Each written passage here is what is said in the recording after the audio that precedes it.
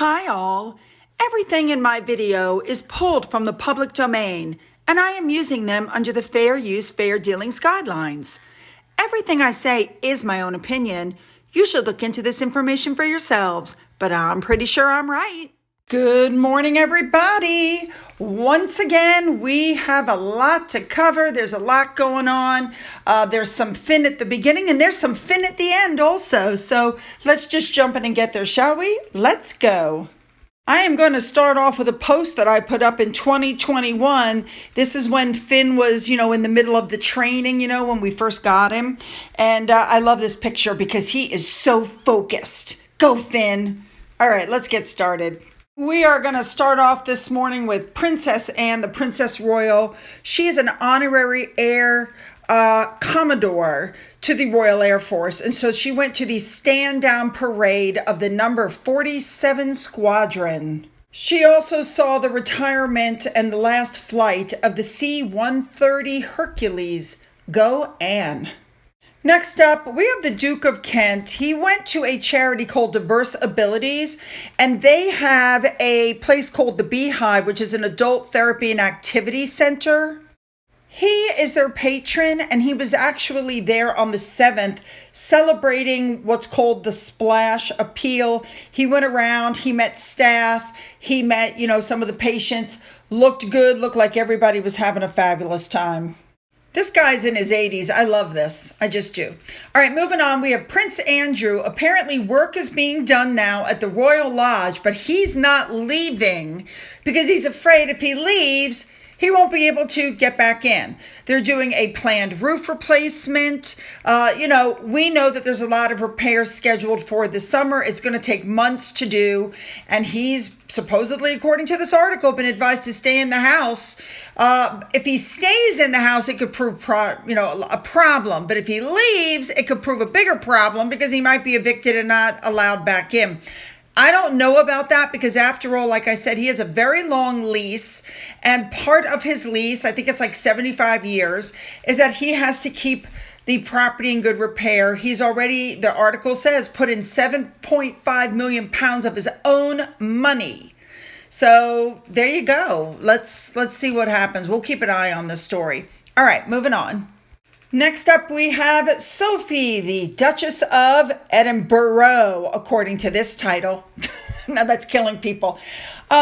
Anyway, it was an open farm day in a Hampton Estate Farms. And so she went to their open day and she participated in a lot of activities, meat cutting, flower smelling, looking at the butchery, looking at the fishing.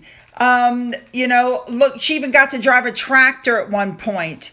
She was participating in meat cutting. Now, these places that she was at was so that she could see the benefits of regenerative farming and the importance of biodiversity, as well as inspiring young people to want to go into farming. She also spoke with some of the professionals that work in the food production industry about the food chain, if that makes sense. She looked at the livestock. She used something called a hop picker. I'm not sure what that is, but okay. And then she was seen walking around on the farm, looking at the different, things that were there. She looked so casual and effortless. You know what I mean? A big thank you to Remoulade Sauce for, of course, bringing us up on her outfits. Now, you should know that Sophie is the honorary president of LEAF. For those of you who don't know what that's called, Linking Environment and Farming. And it's to support sustainable food production and engage young people with where the food comes from. And we also know that she goes to agricultural shows across the county as, because she's also patron of the Association of Show and Agricultural Organizations. It all ties together, all of her patronages. You know what I'm saying? It's everything that she does. She's also, we know, patron of the Addington Fund, which has to do with dairy farming. I love her. And just in case you didn't see it in any of the other pictures, remember, she's there for LEAF. And of course, people notice the detail of her earrings. Yep. All right, let's move on now. Now we're going to look at Catherine. This article came out saying that Catherine does her own shopping, arranges her own play dates. She keeps things very on the down low for the kids. We know that at Halloween, she actually went around with the kids to the neighbors, knocking on their gates for trick-or-treating. The kids go to birthday parties. We know that, William took the kids to a party. Somebody asked him for an autograph. He said, no, I'm here with the kids. Well, what do you know? She was seen out with the kids getting ice cream. Nobody was pretentious. They were just out and about doing their thing. That's why people like her. She doesn't put her kids above others. You know what I'm saying? Ooh, that ice cream really does look delicious. All right, moving on. All right, here we go. The Queen's Reading Room. These are the things I wished I lived in the UK. So for the NHS staff, charity workers, and the armed forces, the reading room teamed up with Tickets for Goods and a selection of the UK's literary charities, and they donated 2,500 seats to the Reading Room Festival. Oh my gosh, if only I could have been there. This took place at Hampton Court. So beautiful. Just enjoy this.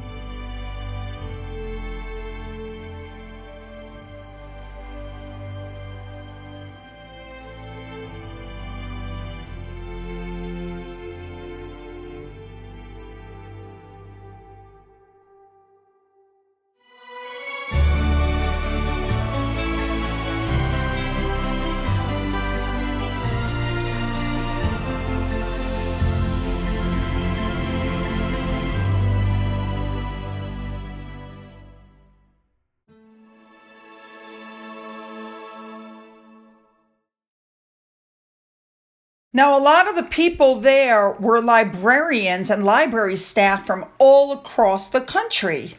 A lot of very famous people. If you went online to get tickets, you could see at which times of the day, which people were going to be on, who was going to be talking, what they were going to be talking about. And I completely agree with Camilla. The love of reading is just something you got to keep. I love to read. Now, everybody was going on about the outfit she was wearing. Obviously, she met up with Judi Dench, who apparently tried to curtsy, and Camilla tried to stop her. But they're talking about her pantsuit. I thought it was lovely. I thought it looked really good on her myself. Yeah. Anyway, they were a little late getting there. Apparently, there was a lot of traffic. They should have expected that because it's so popular. They got there, they got to their seats, they were sitting down, and the evening began. I have to say, all in all, the evening was a great success. And these are the kinds of things that if they had them here where I lived, I would absolutely be attending. Could you imagine sitting there in front of Hampton Court Palace, watching these absolutely wonderful, famous people read? And in case you're wondering how many people showed up, yeah, a lot. All right. Now, when that was over, at least I think it was afterwards, King Charles had a reception for the inaugural Queen's Reading Room Literary Festival. Yes, this was the first one. But you know what I really love when I look at these pictures? It's like I told you the other day. Whenever Harry has to go somewhere, Meghan never goes with him. She's never there to support him. But if she has to go somewhere, he's there to act as a buffer. He's there to bolster her up. I mean, I wonder what she said to him to make him think that she can never go anywhere by herself or do anything on her own. All right, moving on.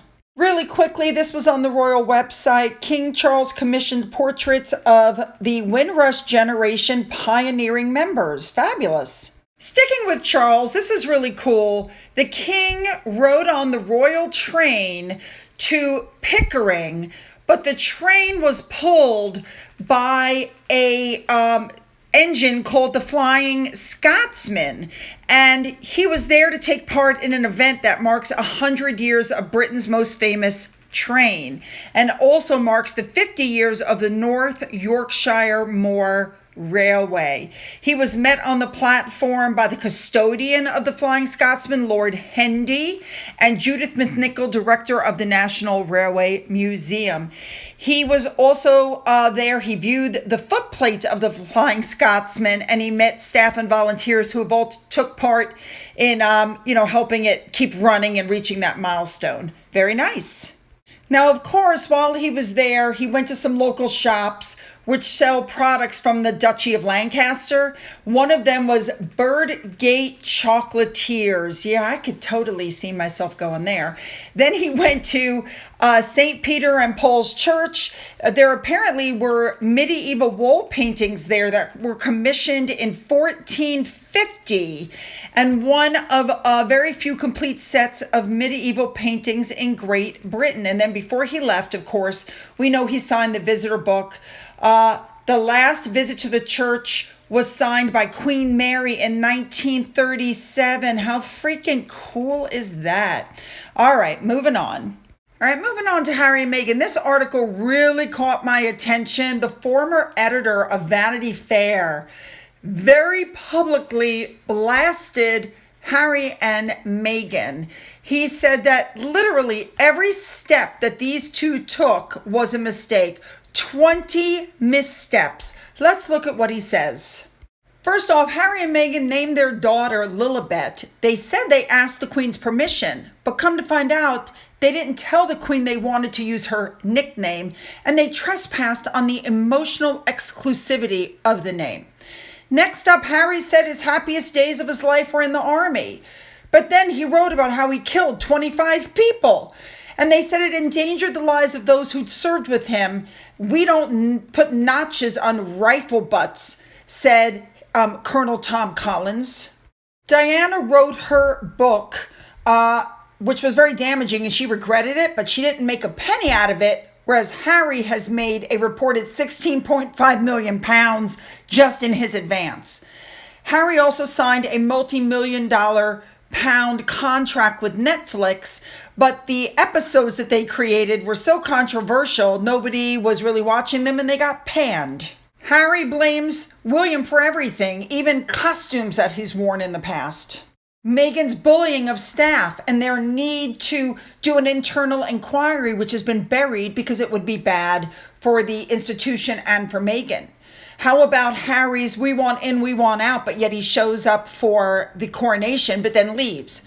How about Harry blaming the press for his mother's death instead of pointing out that she got into a car driven by a drunk man without a seatbelt? King Edward made money selling his life story, but then once he told his story, there was nothing left to sell. There you go, Harry's cheapened his image. Playing the race card. Jet, set, and go. They're constantly on the private jets. How about they signed the Spotify deal? 12 episodes, but since then, nothing. Harry and Meghan intentionally misleading the public when Meghan supposedly, allegedly had a baby.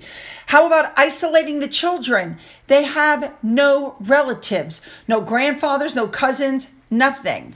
How about in the book when Harry talked about other people and put them in the limelight when maybe they didn't want to be? How about him calling Camilla a wicked stepmother, which is a cheap shot? How about Harry's deal with Penguin to do another book? But what's left to say? He's already trashed the family. Point is, there's so much they could have done, but at every turn, they went the wrong way and they did the wrong thing. Yep, for sure. All right, moving on. All right, next up, a big thank you to Sabira Loham. It does look like Archewell has hired somebody. This woman looks just like Mandana Diani. She does. Ugh, again with the revolving door. All right. I just wanted to throw this in there because it shows what a hypocrite Harry is. You know, Harry said that when he had glandular fever, which is basically mono, he was teased at school, but he had no issue releasing a private text message exchange between Meghan and Catherine about Charlotte crying, which would have led to her being teased. He also had no problem in his book talking about one of his matrons and saying horrible things about her and the way she looked, and him teasing her as well. Again, hypocritical. All right, you guys, this story really rocked my world. This is the big one for me for today. A report came out from Radar Online that says that Harry and Meghan absolutely were in bed with media outlets to attack the Queen. This media outlet got a Freedom of Information request filed by the Los Angeles Police Department. And what came out is that Harry and Meghan were leaking the information through an associate. I don't know if it was an associate at Archewell or what, but they were the leak. Now, this spokesman for them is the one that supposedly leaked Harry and Meghan's whereabouts when they were living in Tyler Perry's house. They were the one who leaked their location to Sykes in order to get that scoop. But it's the same people, according to Radar Online in these documents, it's the same people that have been engaged in what they call pit bull publicists to seed stories to favored media outlets. These are all stories about, against the monarchy, which was going on, when the Queen was still alive. And a royal author and commentator named Dylan Howard confirmed these details. He said most people who watched the latest Netflix drop would have sympathy for any couple if paparazzi were flying over their home. But to launch a broadside at Buckingham Palace and accuse staffers of leaking stories to the media and even intimate that senior members could have been the puppet masters, you would want to ensure your side is squeaky clean. But now that the Freedom of Information request has come out, proof has come out in documents that Harry and Meghan are not squeaky clean. They use publicists and surrogates to do their talking about the Queen's decision not to afford them private security, and they proactively courted publicity around that. So they excluded that from their documentary, and that's a deliberate gloss over, they said, that's crucial for their benefit. So this proves, they said, that Harry's story planting accusations were made knowing that he too has planted stories against his own family with Meghan's help. What do you think of that one? All right, we're rolling in towards the end. Just a few more things. Cassandra Hawkins, I've told you guys before that she has a blog that you should be looking at, basically pointed out that no one's shocked that Harry's phone hacking lawsuit had nothing to do with the actual phone hacking, but had everything to do with Meghan and Piers Morgan. Uh-huh. All right, remember the bike store and the free bike for Archie? And then they put out a thing that they were going to give away a free bike. Well, now they're doing a fundraiser. Remember I told you it's a GoFundMe? So basically they want you to donate so they can purchase cheap bikes. And now the Love Wins bikes, well, if that doesn't tell you that that's Meghan Markle, nothing will. They've changed their goal from $5,000 to $20,000. They're not getting a penny of my money. All right, here's Finn. We had a storm the other day. I noticed that when Finn sleeps, he sticks his face under the pillows. I'm not sure why he does that. He just does. But anyway, we had a storm, and here's what I caught. Watch this. There's a storm outside, a big one. Finn was hiding in the closet. I finally got him to come out here with me. You sleepy now? Shaking and nervous, and now we're trying to take a nap. It's okay, buddy. You're okay. Oh, good. Well, later on, we went out and we were walking around, and Finn kept looking at the sky, and we kept hearing this weird buzzing sound, but we didn't know what it was. And then all of a sudden, we look up, and wow. So I whipped out the phone. Here it is.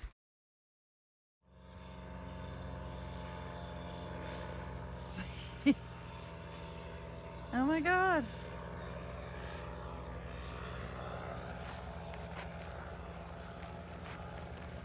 All right, you guys, you know what I want. Put those comments down and make them good. Don't forget to hit the subscribe button. If you've already hit it, double check, make sure you're still subscribed.